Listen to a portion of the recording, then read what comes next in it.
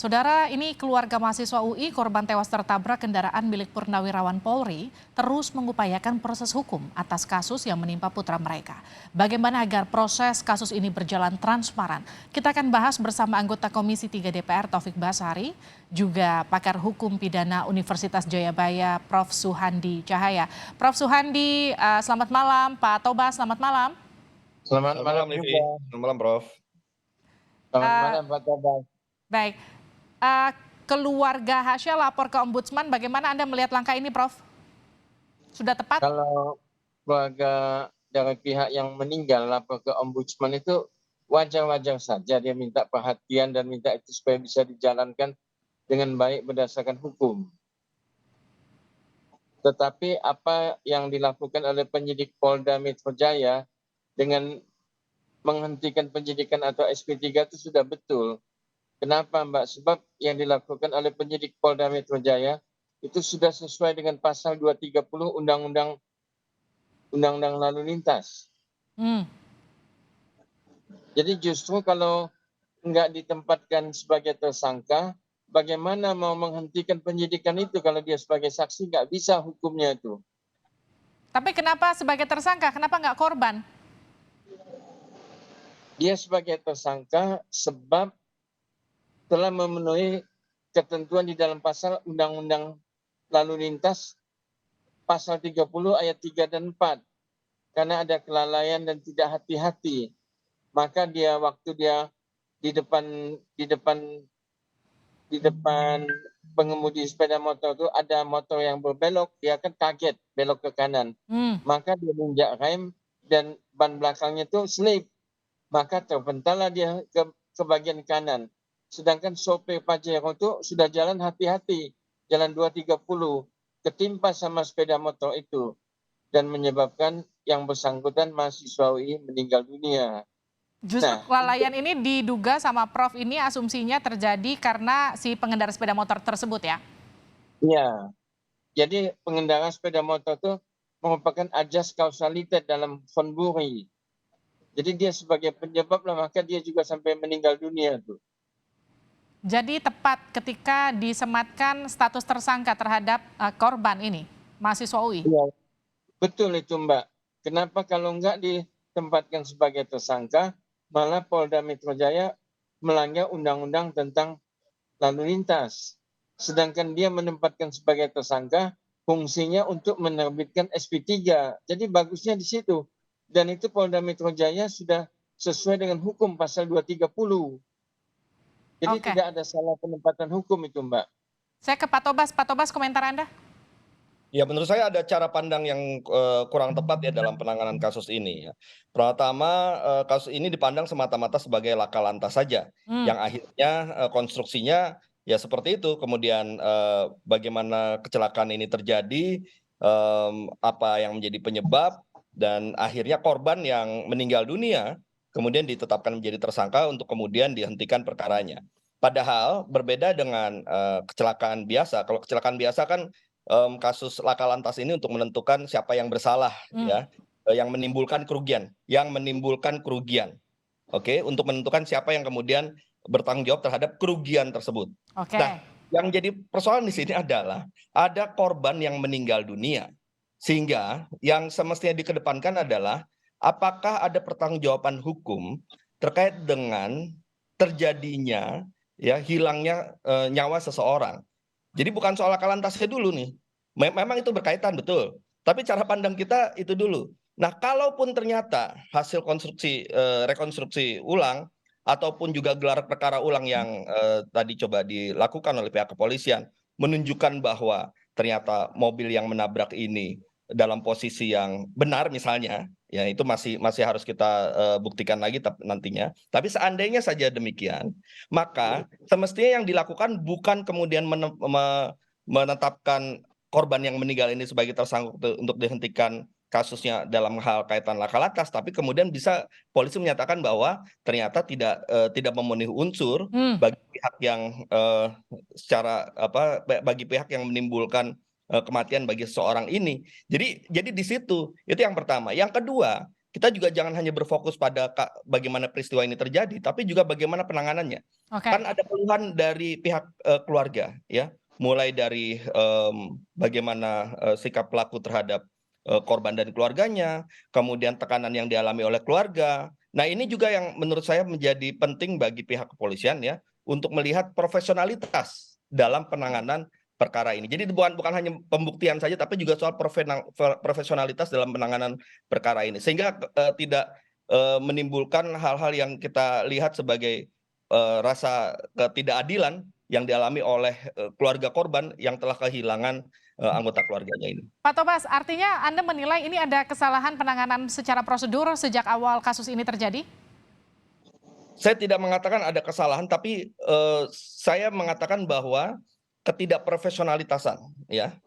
Jadi harusnya ketika kita menangani suatu perkara, maka tidak hanya kita dalam satu pandangan saja, tapi kita juga harus melihat aspek-aspek lain, aspek kemanusiaan, ya, aspek bagaimana kita bisa memahami kondisi dan perasaan korban, yang kemudian jangan sampai ketika kita menyampaikan pemberitahuan, ketika kita memberitahukan perkembangan perkara, akhirnya membuat korban yang sudah menjadi korban karena kehilangan anggota keluarganya menjadi menambah lagi beban korbannya akibat dari hal-hal yang dianggap tidak pas yang dialami oleh korban. Ini yang menurut saya lebih komprehensif dibandingkan kita hanya melihat semata hanya soal apakah laka lantas ini siapa yang bersalah dalam posisi mobil, dalam posisi motor, bukan itu, tapi lebih luas dari itu sebenarnya.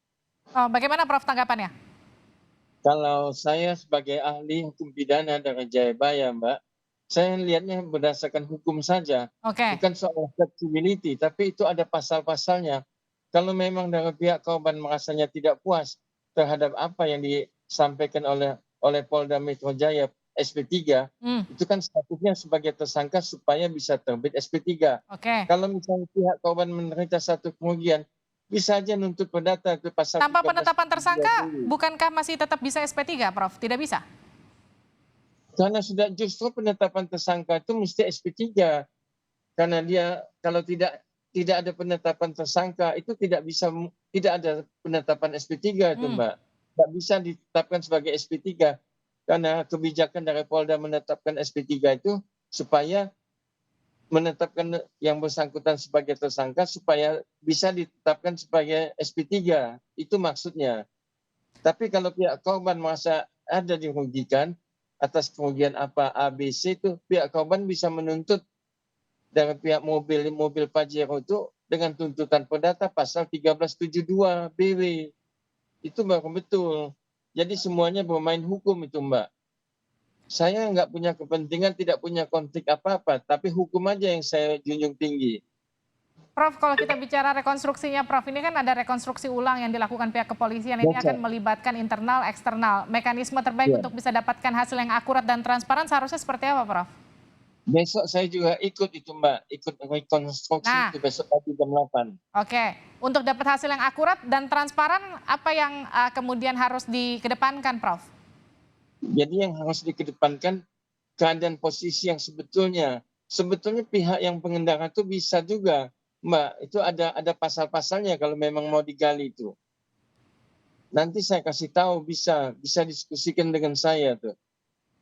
Kalau tadi kan gimana, Prof? Saya lihat itu kan pertolongan itu kan terlambat mungkin setengah jam tuh dari sejak kecelakaan itu kan nunggu Gojek panggil ambulan itu sudah 20 menit lebih.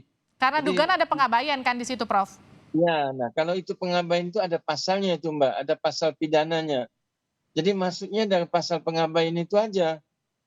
Jadi pihak yang meninggal keluarganya bisa bikin LP dengan pasal pengabaian itu. Itu baru betul. Saya ke Bang Tobas. Bang Tobas, jadi seharusnya kalau menurut Prof tadi ada pasal pengabaian, artinya harus ada pelaporan lagi?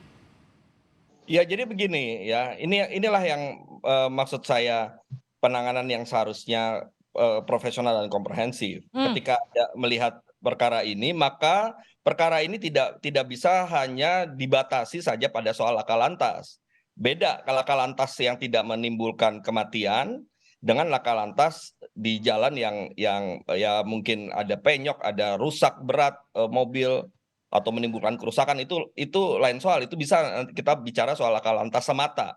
Tapi ini adalah peristiwa yang mengakibatkan seseorang meninggal dunia.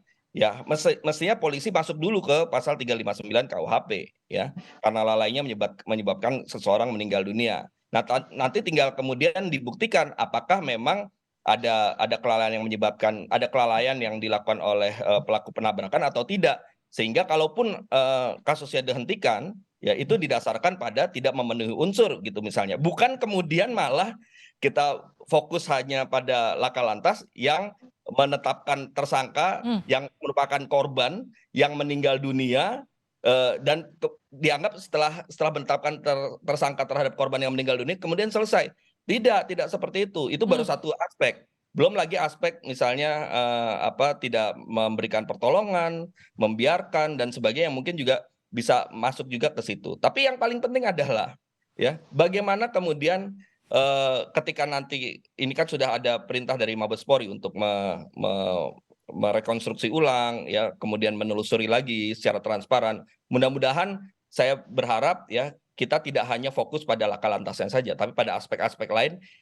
Semata-mata kita ingin mendorong agar tindakan-tindakan kepolisian baik dalam kasus ini maupun yang kedepannya akan selalu profesional dan juga didasari oleh rasa kemanusiaan dengan melihat segala aspek, tidak hanya pada soal penerapan hukum semata, tapi bagaimana kemudian kita juga bisa menempatkan korban sebagai pihak yang meminta pertolongan pada proses hukum ini untuk mendapatkan keadilannya. Oke, Mas Tobas, kalau tadi kita berbincang dengan Prof. Sohandi kan ia menyebut penetapan tersangka itu semata-mata untuk mempercepat proses SP3 yang kemudian dilakukan pihak kepolisian. Apakah ini kemudian menurut Anda memang juga jadi opsi terbaik yang diambil kepolisian ketika menetapkan tersangka? Atau seharusnya ada opsi lain yang bisa dilakukan untuk menerapkan sisi manusiawi dan juga rasa empati terhadap keluarga korban? Ya, ketika korbannya sudah meninggal dunia, sudah gugur langsung, tidak perlu si korban yang meninggal dunia ini ditetapkan tersangka. Itu memang menyakitkan hati. Itu yang membuat pihak keluarga tidak bisa menerima adalah sudah meninggal kemudian dijadikan tersangka. Itu kan pihak penyidik harus juga punya rasa itu, ya. Itu paling penting juga. Oke. Sehingga sebenarnya ketika sudah meninggal dunia, ya sudah, kita tidak lagi bicara soal ya pembuktian mengenai laka lantasnya. Laka lantas dalam arti peristiwa apakah kemudian si korban ini ternyata berdasarkan laporan harus diproses hukum atau tidak karena sudah meninggal dunia. Jadi gugur seketika pada saat itu ya. Karena itu ketika sudah gugur kasusnya, maka kita masuk ke aspek yang lain, aspek 359 KUHP karena lalai menyebabkan orang meninggal dunia. Kemudian aspek pembiaran.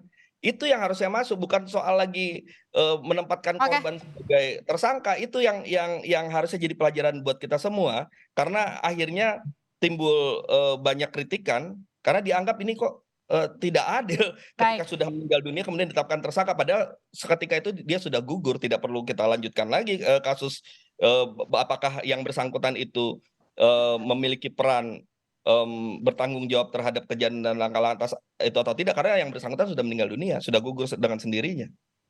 Oke, terima kasih telah bergabung bersama kami anggota DPR RI Taufik Basari. Terima kasih juga Prof. Sohandi, pakar hukum pidana, telah bergabung bersama kami di Sapa Indonesia Malam.